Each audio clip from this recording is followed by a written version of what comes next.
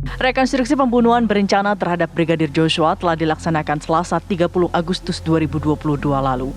Dan rekonstruksi detik-detik penembakan terhadap Brigadir Joshua dilakukan di rumah dinas Irjen Verdi Sambo di Duren 3, Pancoran, Jakarta Selatan.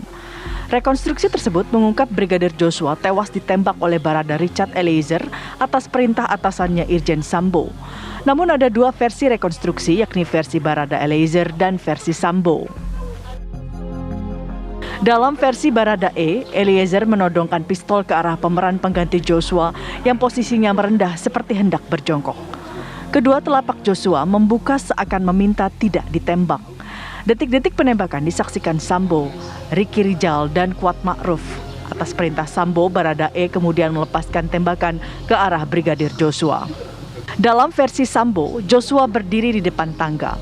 Baradae yang menggunakan peran pengganti menodongkan pistol ke arah pemeran Joshua. Sementara Bribka RR dan Kuat Ma'ruf yang juga menggunakan peran pengganti berdiri di belakang Sambo dan Baradae. Sambo kemudian memerintahkan Baradae mendekati Joshua dan melepaskan tembakan. Joshua sempat mundur dan seolah menghindar dan meminta agar tidak ditembak. Baradae kemudian melepaskan tembakan hingga Joshua jatuh di lantai dekat tangga. Menurut Komnas HAM, proses rekonstruksi cukup lama karena ada beberapa keterangan berbeda dari para tersangka. Dari rekonstruksi ini, Komnas HAM berharap kasus semakin terang benderang, sementara jika ada perbedaan lagi akan dibuktikan di pengadilan. Tim TV One mengabarkan.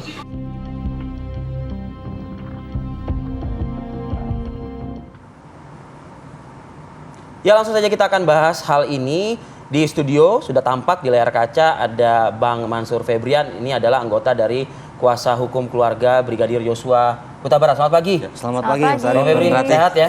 Alhamdulillah sehat. Dan juga melalui sambungan Zoom, ini ada dua orang narasumber kita. Ada Komisaris Jenderal Purnawirawan Ito Sumardi. Beliau ini adalah Kabareskrim Polri 2009-2011 yang juga ketua dari Ikatan IPSI ya.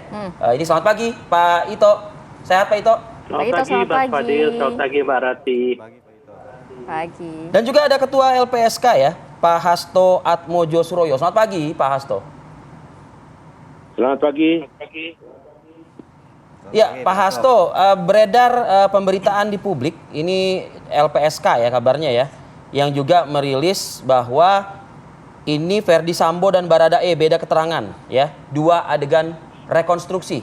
Benar pernyataan ini, dan LPSK kan hadir juga pada saat rekonstruksi kemarin. Iya, memang ada staf kami yang juga melakukan pendampingan dan juga pengawalan kepada Baradae ini di lapangan. Jadi informasi yang kami terima, memang ada perbedaan keterangan dari Baradae dengan rekan-rekan tersangka yang lainnya. Ini beda keterangan ini apakah terjadi pada saat rekonstruksi atau pada saat berita acara pemeriksaan BAP, pemeriksaan tersangka juga sudah berbeda-beda ini, Pak Hasto? Kalau berita acara kan kami tidak mengetahui ya, kami hanya mengetahui yang Baradae saja ya. Tetapi begini, itu kan hak tiap tersangka untuk menyangkal dan sebagainya. Jadi saya kira itu sesuatu yang biasa, saya kira nanti Pak Ito bisa menjelaskan lah bagaimana satu proses rekonstruksi yang melibatkan banyak orang tersangka, tentu saja versinya sangat mungkin berbeda-beda tergantung kepentingan masing-masing. Pak Hasto, kalau di highlight bedanya ini apa Pak? Kan hadir nih di lokasi rekonstruksi. Iya. Informasi yang saya terima itu perbedaan soal tempat berdirinya, kemudian soal siapa yang melakukan penembakan, siapa saja yang melakukan penembakan. Dan ini saya kira harus menjadi perhatian dari para penyidik ya, bagaimana keterangan-keterangan ini nantinya bisa, yang dari rekonstruksi ini, menguatkan analisis mereka sehingga bisa mengungkap peristiwa ini secara benar gitu. Dan kalau dari kepentingan LPSK itu tentu saja ya. Dari pihak Baradae siapa yang menembak? Dari pihak Verdi Sambo siapa yang menembak? Kalau dari Baradae kan menyatakan memang dia yang menembak pertama, tetapi kemudian di akhir itu dilakukan penembakan oleh Saudara Sambo ya. Tetapi dari Pak Sambo sendiri mengatakan tidak melakukan penembakan. Jadi yang menembak hanya Baradae saja. Pak Hasto, kalau melihat kan tadi ada perbedaan antara siapa yang menembak atau tidak, kemudian letak posisi para tersangka begitu ya. Adakah perbedaan lainnya? Karena kan cukup banyak di 3 lokasi, 78 adegan begitu. Perbedaan lainnya Pak Hasto?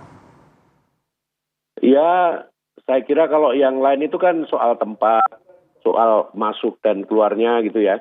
Saya kira itu bisa saja dipengaruhi oleh ingatan orang karena ini peristiwa ya sudah beberapa waktu yang lalu ya. Tetapi bisa juga karena kepentingan tertentu.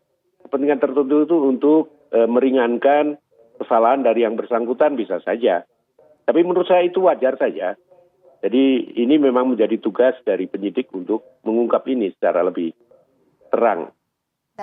Oke, sebelum kita break sejenak ya Pak Hasto, satu hal lagi Pak Hasto. Ya. Kalau kita melihat animasi yang beredar di media sosial ya, di situ digambarkan juga memang tidak hanya menembak korban, dalam hal ini Ferdi Sambo, tapi ada juga upaya untuk merekayasa dengan melakukan tembakan-tembakan ke beberapa penjuru di rumah tersebut. Apakah ini juga tergambarkan dalam rekonstruksi yang dilakukan oleh Ferdi Sambo? Mestinya iya ya, kan saya sendiri tidak di lapangan ya. Karena kalau LPSK ini kan lebih fokus pada pengamanan dan pengawalan pada Baradae saja. Tapi mungkin saja itu terjadi. Baik. Mungkin itu kita juga akan nanti mendengarkan. Baik, kita akan juga mendengarkan dari sisi kuasa hukum Brigadir Yosua, Dan juga Pak Ito. Mas Febrian dan juga Pak Ito. Tapi kita harus jeda dulu sejenak ya, nanti kita akan kembali sesaat lagi.